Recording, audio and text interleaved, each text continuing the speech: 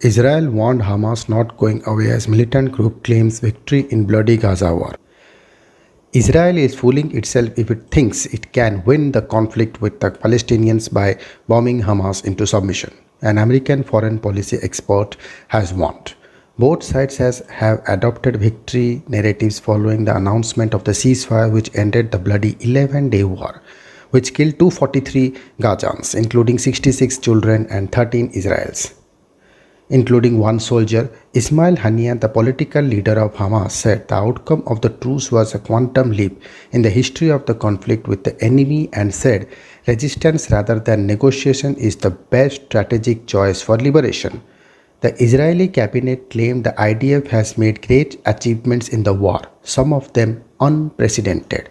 But Mark Mary, a US foreign policy expert, said it is high time Israel woke up to the reality that pounding the Gaza Strip in response to rocket attacks from Hamas is not going to achieve peace.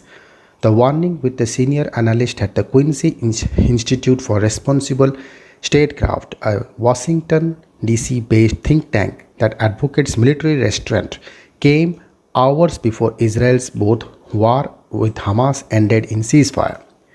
Mr. Perry told Express.uk, this movement isn't going away and Gaza remains under siege and Hamas have a wonderful ability to reconstitute, rebuild and recreate themselves.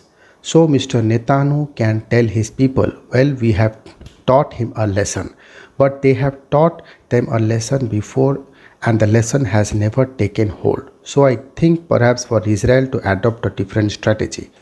Bombing Hamas is not going to eliminate them and it's not going to make Israel any safer. It's going to do just the opposite. There's got to be a different kind of vision for how to end this conflict that the one we have. The one we have is a conflict that continues in the hopes that somehow people will learn their lesson, and that's never worked and it's going to work here. Mr. Perry, who has visited the blockade enclave of Gaza multiple times and met with senior Hamas officials, said after years of unrest and countless lives lost on both sides, Israel and Hamas should both be willing to try to negotiate a peace settlement. He added, this is an asymmetric conflict. How do you resolve it? Perhaps Israel would do best by lifting the siege of Gaza and engage in discussion with Hamas. They say they won't engage in any kind of discussion with terrorist organization, but that didn't stop Yitzhak Rabin or Shimon Peres from taking to the PLO, Palestinian Liberation Organization, which they considered a terrorist organization. I don't think it's out of the question that at some point, probably not soon, but at some point in the future, there would be some kind of direct understanding that could be reached between the two parties. The militant group has been declared a terrorist organization by the United States, United Kingdom and the European Union. Mr. Perry said his meeting with Hamas officials, he believed the group is capable of reaching a deal with the sworn enemy and said they did not strike as irrational in their demands. While neither side has in the past not been willing to talk directly, a team of Egyptian mediators made the ceasefire discussions possible. And he expressed skepticism over claims Iran is playing a major role in the day-to-day workings of the group, says Hamas receives only nominal financial support from Tehran.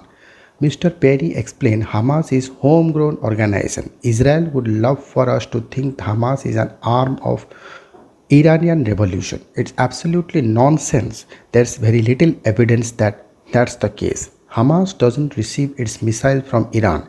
It doesn't receive munitions from Iran. The rockets that Hamas is sending into Israel are created in metal workshops in the heart of Gaza. They are very tough political organization. They are cast as Islamic fanatics, but they are not. I know them well. They are not Islamic fanatics. This isn't ISIS. This isn't Al-Qaeda. They are practical, political, straight-thinking leaders in the Palestinian national movement and they are very tenacious. They are not going away. Friends of Al-Qaeda, London-based group advocating for the rights of Palestinians backed Mr. Perry's Hamas and Israel to thrash out a peace pact. Chairman Ismail Patel told Express.uk said any diplomatic solution to the reach to Israel and Palestinians would have to include Hamas. He said for the diplomatic negotiations to result in lasting peace, the Israeli leadership will have to negotiate with the Palestinian political parties. In the current political map of Palestine, this will help to include Hamas and Fatah amongst other political groups. Thank you.